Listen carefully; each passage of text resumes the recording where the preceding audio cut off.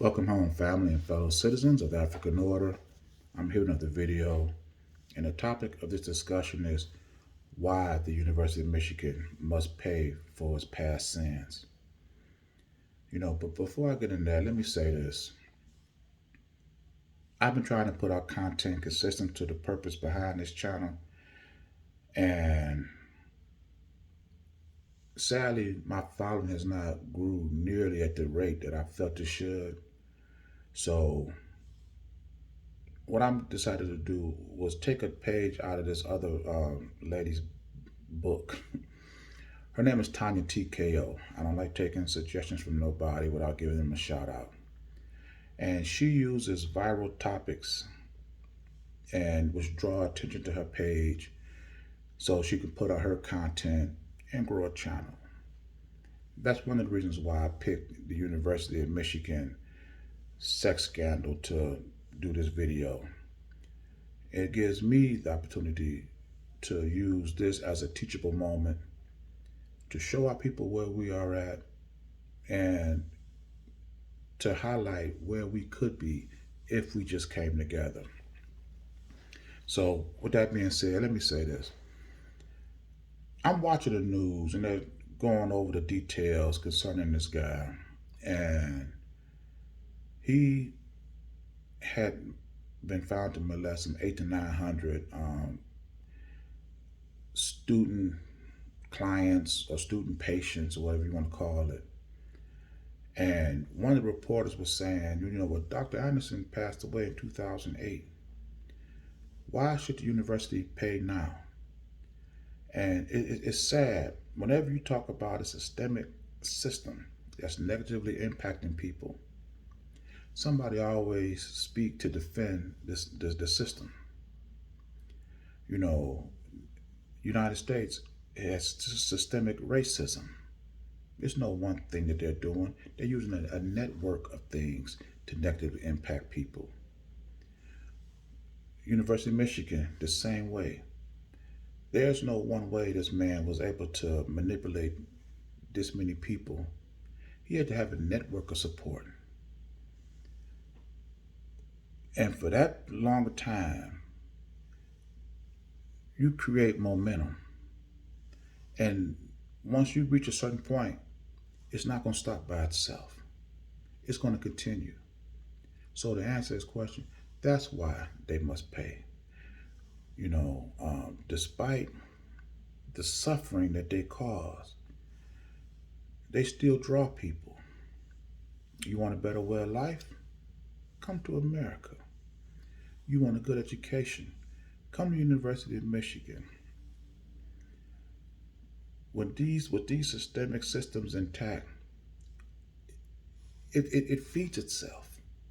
So that's why they must pay. It won't stop on its own. You know, um, Despite hearing the horrific stories of men and women having gone through this turmoil, having problems relating with each other in relationship, sexually, unable to sustain relationships, even having anxiety, bathing their own children, you know. But I don't just stop there. I think to myself, well, if these people are having trouble just maintaining relationships, natural relationships with men and women, what if they decide to be politicians, judges, police, even President of the United States? With this exposure, with this experience, how would that affect them in these fields? So it is way beyond what Dr. Anderson was able to do. The lingering effects, the ramifications of his actions, this is why the university must pay. It don't just affect the students. These people are going out and they're going into business. They're becoming judges, like I say, police, presidents. This affects this whole country And because America has the position that it has, it could spread globally. So it is way beyond what Dr. Anderson is doing. This is why they must pay. And then the sad part is you have former athletes still coming to the defense of the university, claiming that even despite the fact that Bo Schembechler's own son said that he knew, former athletes still coming to this man's defense. Despite blacks being beneficiary in the least of what this country has to offer, they still volunteering to go and defend this country in war. When you affect the people mentally like that, that's why the university has to pay. You know, America's the greatest country on earth, but you have the most debt, the most incarceration, the most corrupt government. The University of Michigan, the one best college of the year, I think 6 years in a row. How was that possible? How did you interview the people and nobody mentioned anything about Dr. Robert Anderson? How are they still able to run the wars? The reason why, because the institution is bigger than the incident. Despite the abysmal world ranking that this country has, economically, health, education, they still taught to be number one. Despite the fact that this man has sat here and molested over 900 students, University of Michigan is still one of the top universities in the country. This is why they must pay. These universities are where we send our children. You know, when we find out this, will somebody please tell me why our current leaders aren't building our own institutions so that we no longer funnel our children into the hands of these devils? Why aren't we building our own system where we can separate our children from there? And instead of sitting back hoping that nobody touch them, hoping that nobody molest them, hoping that nobody harms them in any way, we can build our own and be assured that they won't. We can assure ourselves that they won't if we build alternatives. And now when they come out of these institutions, their mind is clear. They're able to function in society. They're able to have healthy relationships with each other. They're able to promote and have children without getting anxiety just by bathing them. You got they having flashbacks while bathing their own baby. It's participating in their schools, working in their buildings, working in their industries, their business. Is that what we want that bad? That we will keep sending our children there? Isn't it worth us even exploring the possibility of what if we did this? Can we at least do that? I don't understand this. This university weaponized the whole institution.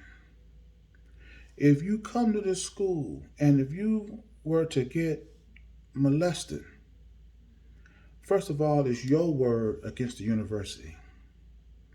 When you have all these awards that they've won, and then you come up and say, oh no, they did this or they did that, your voice will never be louder than theirs. You want to come to Michigan, you want to play on the national stage, you want to be in front of 100,000 fans, you want a chance to go to the NFL.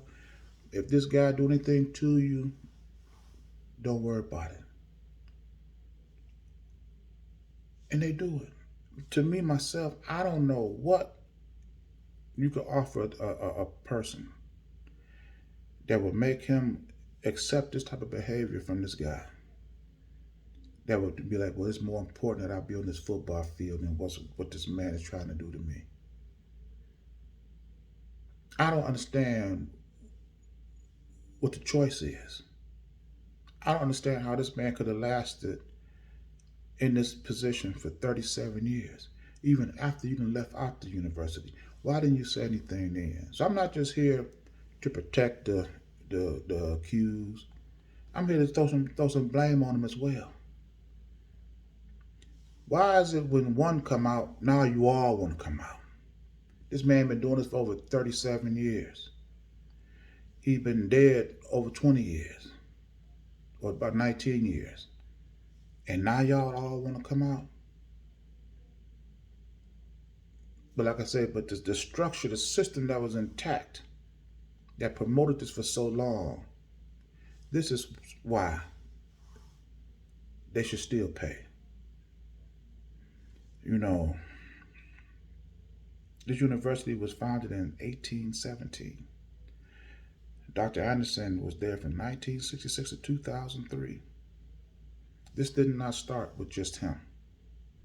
And it's going to happen long after he's gone. I can just about guarantee you that. But this is not no, like I say, no lone case.